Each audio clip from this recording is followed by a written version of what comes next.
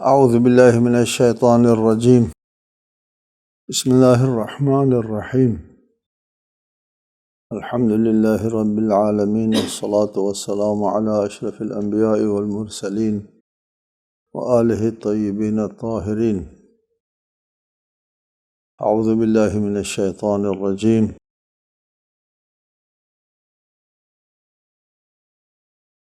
لہم البشریٰ فی الحیاۃ الدنیا وفی الآخرہ لا تبدیل لکلمات اللہ ذالک هو الفوز العظیم۔ پچھلی نشست میں ہم اس آیت کے ذیل میں گفتگو کر رہے تھے اور اس میں عرض کیا تھا کہ قرآنی آیات اور احادیث کی روشنی میں انسان اس دنیا سے جانے سے پہلے اس کو اس کی قسمت کا فیصلہ سنا دیا جاتا ہے، اور یہی وجہ ہے کہ اس فیصلے کے سنانے سے پہلے تک توبہ بھی قبول ہوتی ہے، اور جب موت سامنے آ جاتی ہے اور فیصلہ سنا دیا جاتا ہے پھر توبے کا دروازہ بند ہو جاتا ہے۔ اچھے لوگوں کے لیے جیسے اس آیت میں ہے لہم البشریٰ فی الحیاۃ الدنیا، ان کے لیے بشارت ہے، خوشخبری ہے، اور دنیا میں بھی اور آخرت میں بھی خوشخبری ہے۔ ایک اور آیت ہے سورہ نحل کی 32 آیت، الذین تتوفاہم الملائکۃ الطیبین یقولون سلام علیکم ادخلوا الجنۃ بما کنتم تعملون، جن کی روحیں فرشتے پاکیزہ حالت میں قبض کرتے ہیں، ان کو یہ فرشتے کہتے ہیں تم پر سلام ہو، جنت میں داخل ہو جاؤ تمہارے اپنے اچھے اعمال کے نتیجے میں۔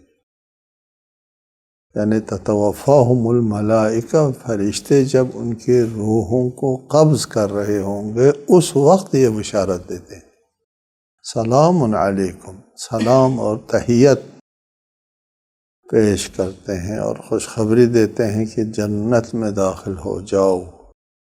یعنی موت کے بعد برزخی حیات میں بھی ایک قسم کی جنت ہے، یا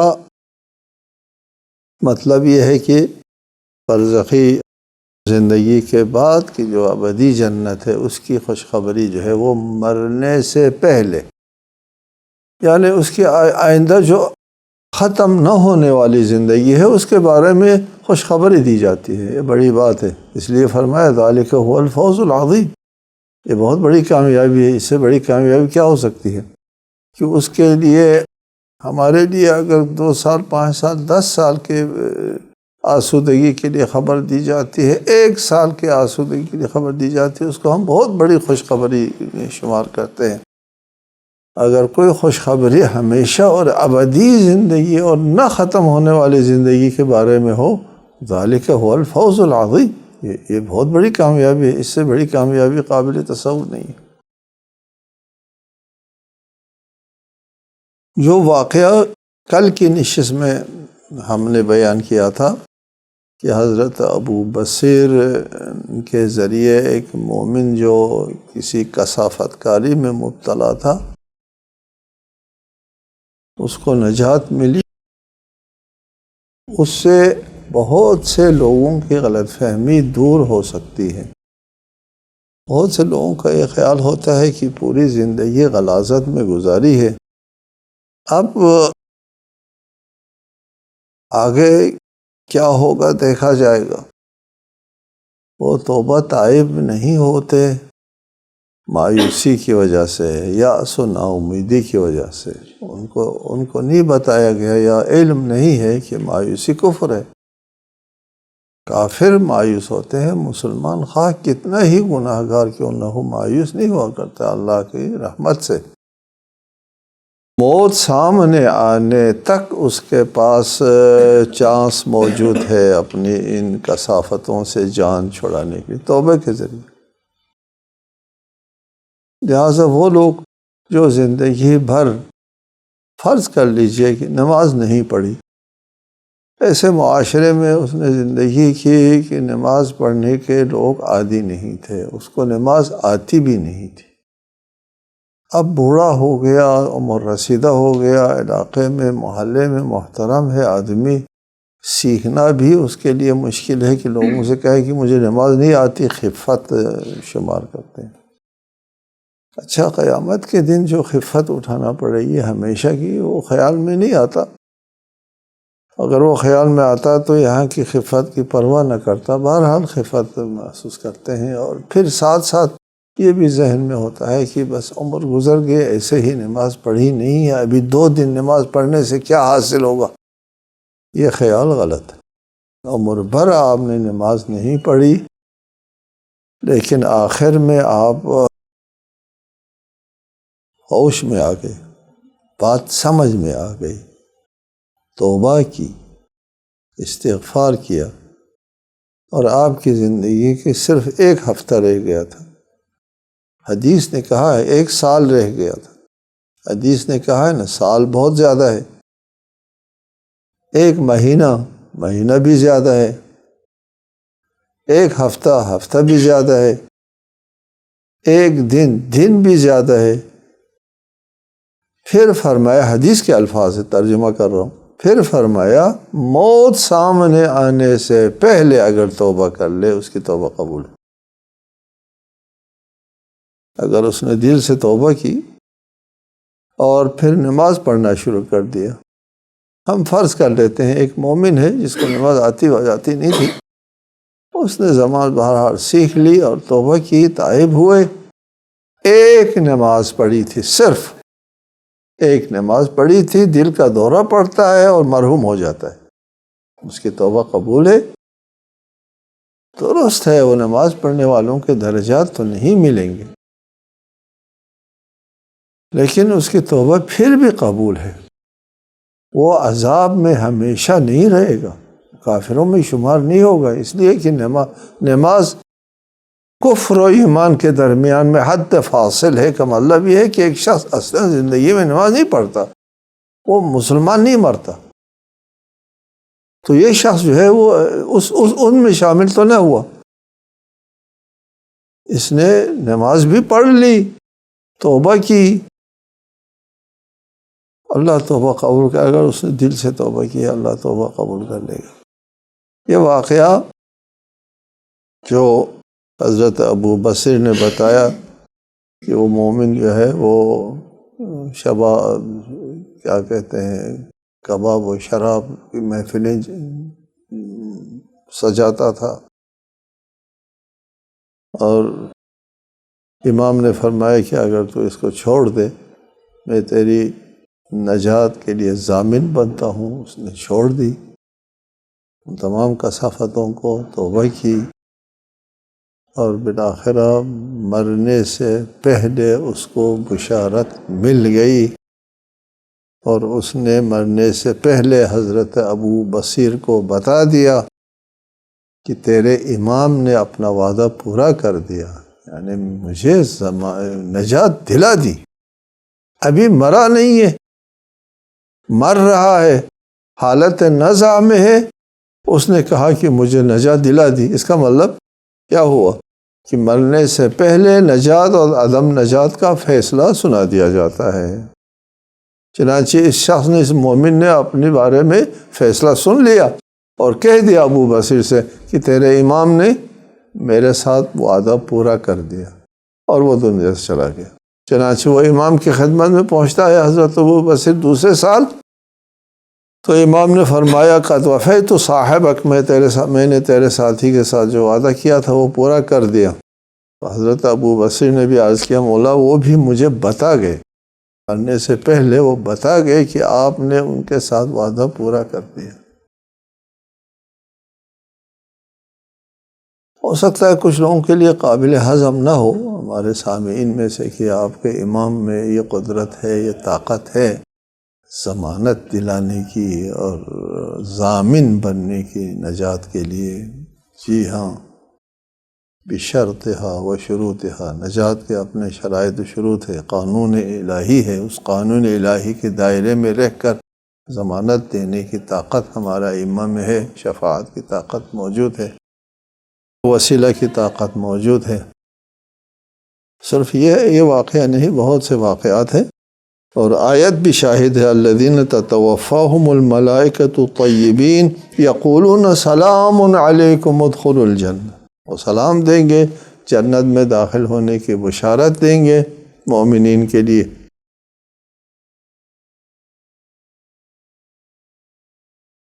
اگلی آیت میں ارشاد فرمایا وَلَا يَحْزُنْكَ قَوْلُهُمْ إِنَّ الْعِزَّةَ لِلَّهِ جَمِيعًا هُوَ السَّمِيعُ الْعَلِيمُ۔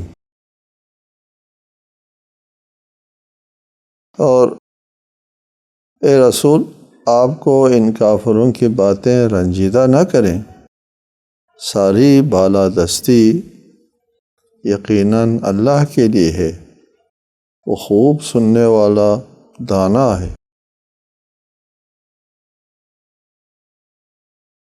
مشرکین معاندین رسالت مآب کو طعنے دیتے تھے، کبھی کسی نے ساحر کہہ دیا، جادوگر کہہ دیا، کبھی کسی نے مجنون کہہ دیا، کبھی کسی نے کیا کہا، طعنے اور استہزاء دیتے تھے کہ اللہ تعالیٰ کو وحی نازل کرنے کے لیے یہ ابو طالب کا یتیم مل گیا۔ ابو طالب کا یتیم کہتے تھے، عبداللہ کا یتیم بھی کہتے تھے، ابو طالب کا یتیم بھی کہتے تھے، اس لیے ابو طالب باپ کی جگہ تھے۔ ابو طالب کا یتیم مل گیا، اللہ تعالیٰ کو وحی نازل کرنے کے لیے طعنے دیتے تھے، استہزاء کرتے تھے۔ ان باتوں کے سلسلے میں فرمایا کہ وَلَا يَحْزُنْكَ قَوْلُهُمْ، ان کافروں کی باتیں آپ کو رنجیدہ نہ کریں۔ إِنَّ الْعِزَّةَ لِلَّهِ جَمِيعًا،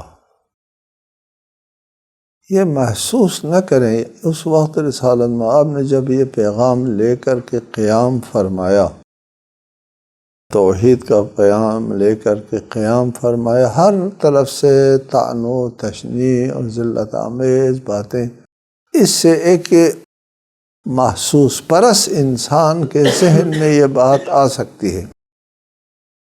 مکے کی زندگی کی آیت ہے، اس زمانے کے لوگوں کے لیے یہ بات جو ہے وہ قابل فہم نہیں تھی کہ ابھی یہ دیکھو ہر طرف سے طعنے آ رہے ہیں، ہر طرف سے ذلت آمیز جو ہے وہ جملے جو ہے وہ سننے کو مل رہے ہیں۔ رسالت مآب کے لیے پذیرائی کہیں ملتی نہیں ہے، عزت اور احترام کا کوئی نام و نشان نہیں ہے۔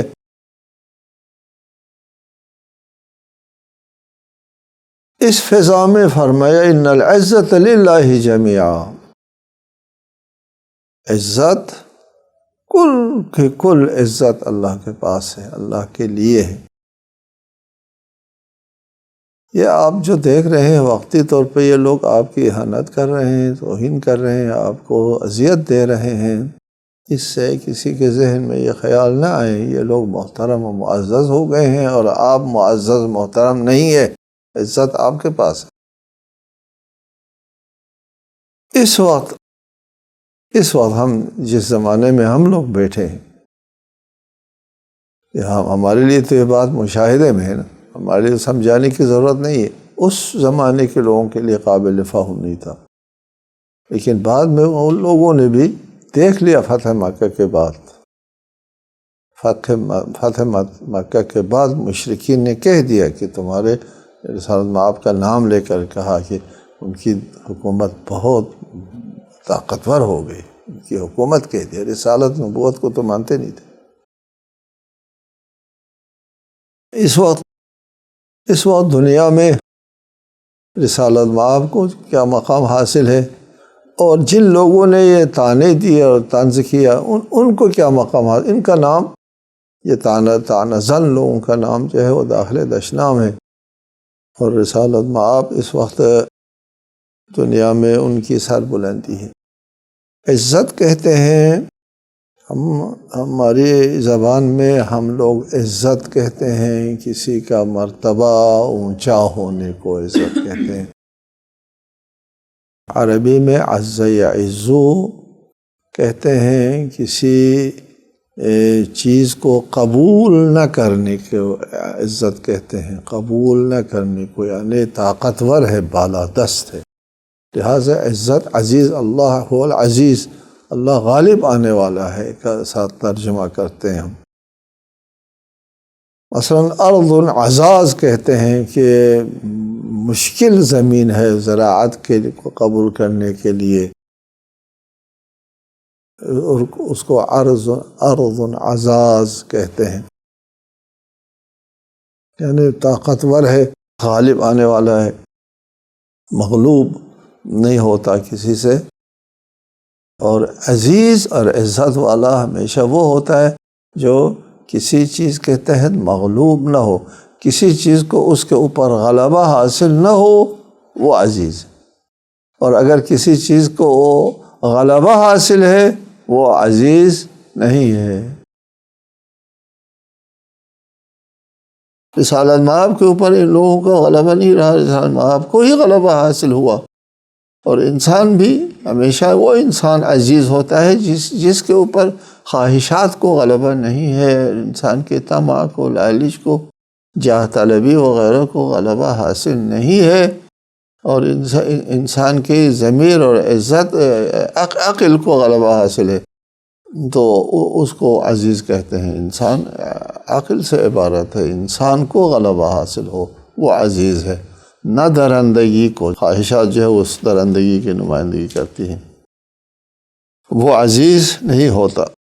اور عزت اللہ تعالیٰ کے پاس ہے، اور اس کا مطلب یہ ہے کہ اللہ عزیز وہ ہے جس کو اللہ تعالیٰ عزت دے، صرف وہی عزیز ہوتا ہے۔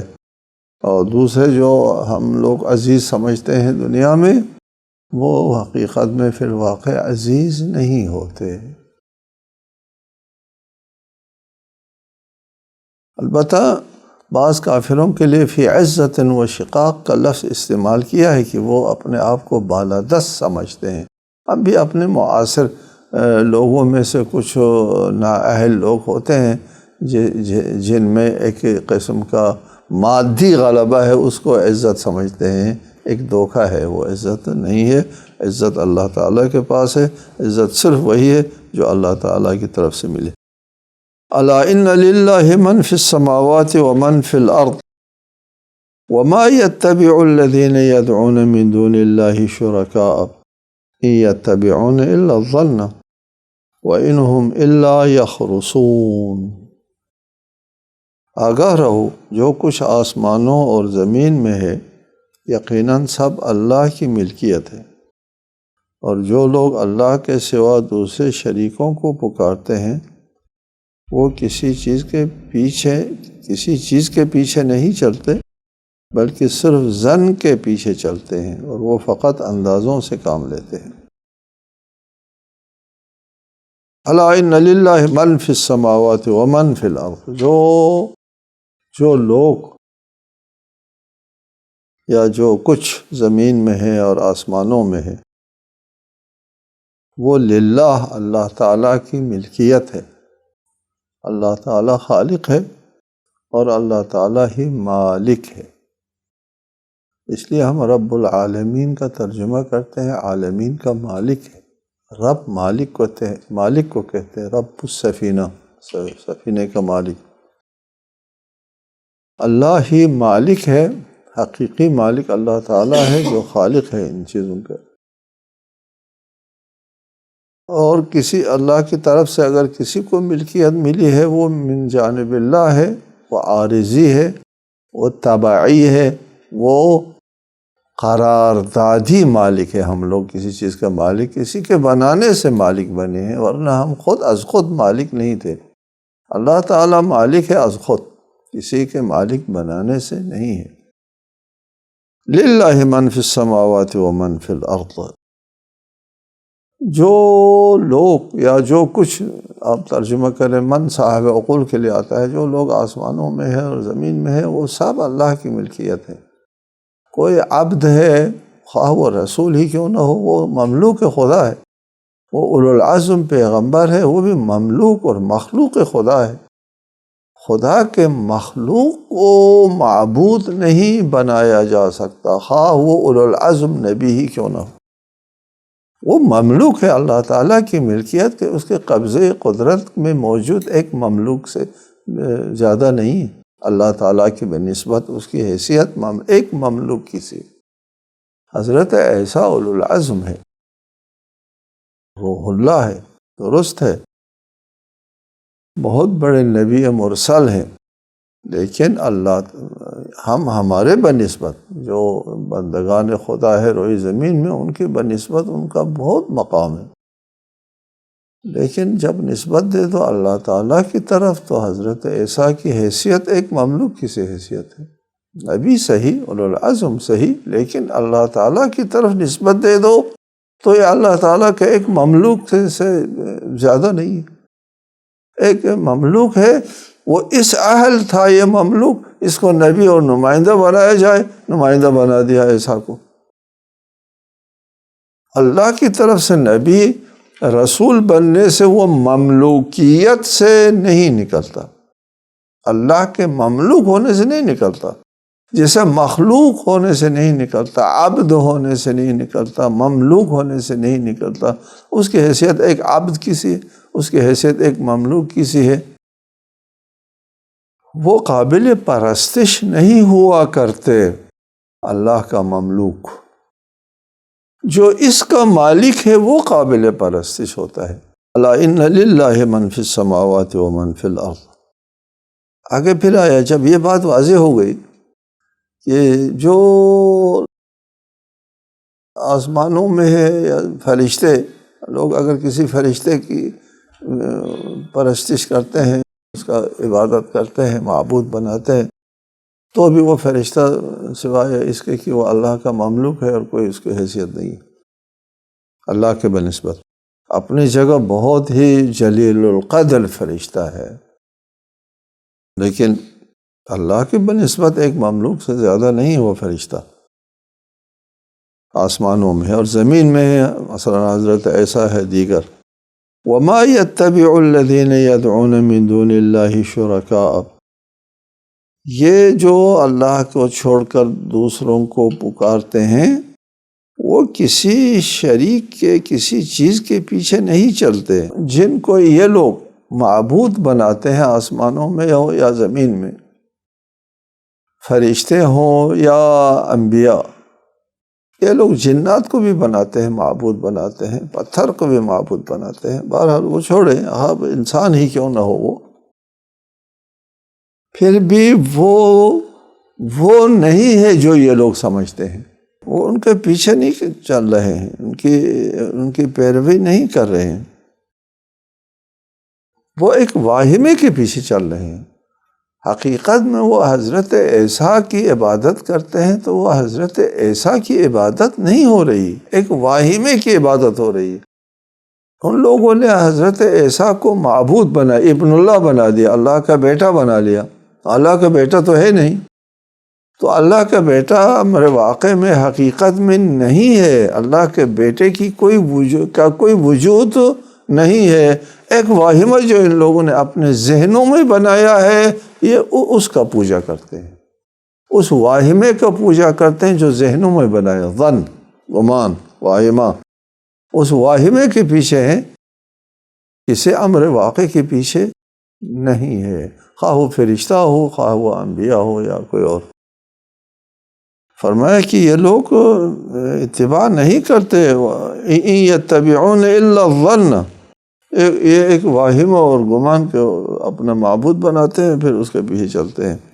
وَإِنْهُمْ إِلَّا يَخْرُصُونَ، اندازوں کے پیچھے چلتے ہیں یہ لوگ۔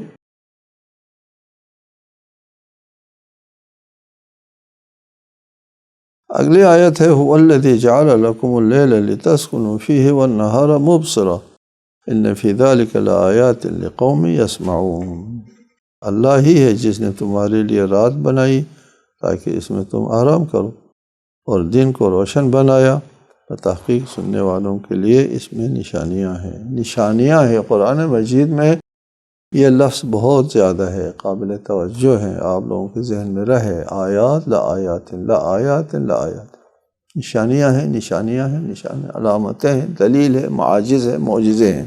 کس بات؟ عموماً اس بات کی طرف ذہن نہیں جاتا، تفسیر کرنے کے لیے بیٹھتے ہیں تو بھی اس بات کی طرف ذہن نہیں، عموماً بہت کم لوگوں کا ذہن جاتا ہے۔ آیات کس بات کی آیات ہے، اس کو تشخیص نہیں دیتے، کہتے ہیں اللہ کی نشانیاں ہیں۔ اللہ کی کس بات کی نشانیاں ہیں؟ اللہ کے وجود کی نشانیاں ہیں، اللہ کی ربوبیت کی۔ اگر کوئی مخاطبین اللہ کے وجود کے منکر ہے کہ اللہ نہیں ہے، داہری ہے، تو اس صورت میں ٹھیک ہے، یہ آیات ہے، آیات الہی ہے، خدا موجود ہے۔ ایک باشعور ذہن نے یہ رات بنائی اور دن بنایا، اور اس کے بنانے میں حکمت ہے۔ اس رات اور دن کے بنانے کے پیچھے ایک ذہن اور ایک شعور اور ایک ارادے کا ہونا ضروری ہے، از خود نہیں ہو سکتا۔ اگر از خود ہوتا تو ہمیشہ دن رہتا یا ہمیشہ رات رہتی، تو یہاں زندگی کے لیے کوئی گنجائش نہ ہوتی۔ تو یہ آیات وجود الہی ہے۔ مخاطبین خدا کے منکر نہیں تھے کہ آیات وجود الہی پیش کیا جائے، یہ لوگ منکر تھے، اللہ تعالیٰ کی ربوبیت اور مدبریت کے منکر تھے۔ خطاب ان لوگوں سے، ان آیات کا مخاطب وہ لوگ ہیں جو اللہ کو رب نہیں مانتے تھے، اللہ کو معبود نہیں مانتے تھے۔ رب مانتے تھے رب الارباب بالواسطہ، وہ بالواسطہ رب نہیں ہوتا، براہ راست رب اور ان کے دوسرے تیسرے لوگ رب تھے۔ ان آیات میں یہ ارشاد فرمانا چاہتا ہے کہ دیکھو، یہ اللہ تعالیٰ کے رب ہونے اور اللہ تعالیٰ کے مدبر ہونے کی علامات یہ ہے کہ رات کو اور دن کو اللہ تعالیٰ نے خلق کیا ہے۔ جعل لکم اللیل لتسکنوا، تمہاری زندگی کو کون چلا رہا ہے؟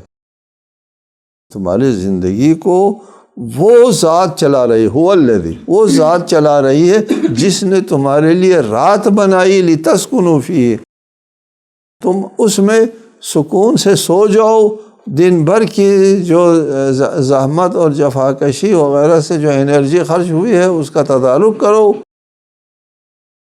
اور پھر والنہار مبصرا، اور دن کو روشن بنا دیا، چلو اور پھرو اور کماؤ، زندگی بناؤ اپنی۔ دیکھو تدبیر امر اس کو کہتے ہیں۔ جس نے یہ کام کیا ہے وہ تمہارا رب ہے، وہ تمہارا مدبر ہے۔ لیل و نہار کا خالق مدبر ہے، لیل و نہار کا خالق تمہارا رب ہے۔ اللہ کی ربوبیت کی علامت ہے لیل و نہار، اللہ تعالیٰ کے معبود ہونے کے یعنی مدبر ہونے کی علامت ہے لیل و نہار۔ اس کائنات کو، انسانوں کی زندگی کو اللہ تعالیٰ نے لیل و نہار کی شکل میں چلایا ہے، لہٰذا اسی کی عبادت کرو اور اسی کو رب بناؤ۔ السلام علیکم ورحمۃ اللہ وبرکاتہ۔